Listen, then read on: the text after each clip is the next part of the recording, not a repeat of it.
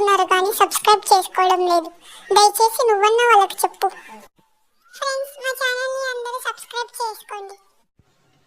ఒక ఊరు అవతల ఒక పెద్ద చెట్టు ఉండేది. ఆ చెట్టు మీద ఒక కాకి ఉండేది. అది చెడ్డ బుద్ధి కలది. ఆ చెట్టు కింద ఎవరన్నా నిద్రిస్తుంటే చూసి ఓర్వలేదు. కొమ్మల మీద గెంతుతూ, ఆకులు గలగలలాడిస్తూ కావు కావుమని గట్టిగా అరుస్తుండేది.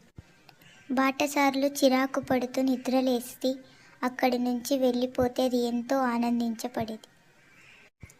ఒకసారి ఒక పిచ్చుక చెట్టు దగ్గరికి వచ్చింది.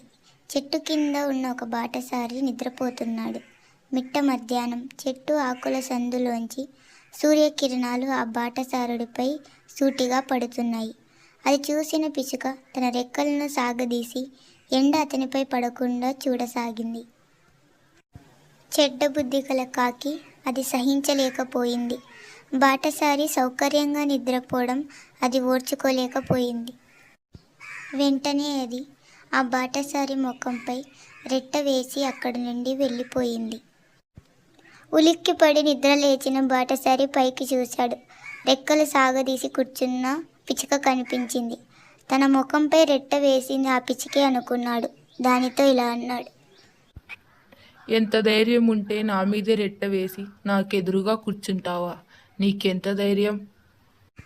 అని కోపంతో తన చేతిలో ఉన్న రాయిని పిచ్చుక వైపు విసిరాడు. అక్కడి నుండి ఆ బాటసారి వెళ్ళిపోయాడు. పిచ్చుకకు గాయం అయ్యింది. ఆ గాయం మానడానికి పిచ్చుకకు చాలా కాలమే పట్టింది. ఒకరు చేసిన తప్పుకు మరొకరు శిక్ష అనుభవించడం అంటే ఇదే.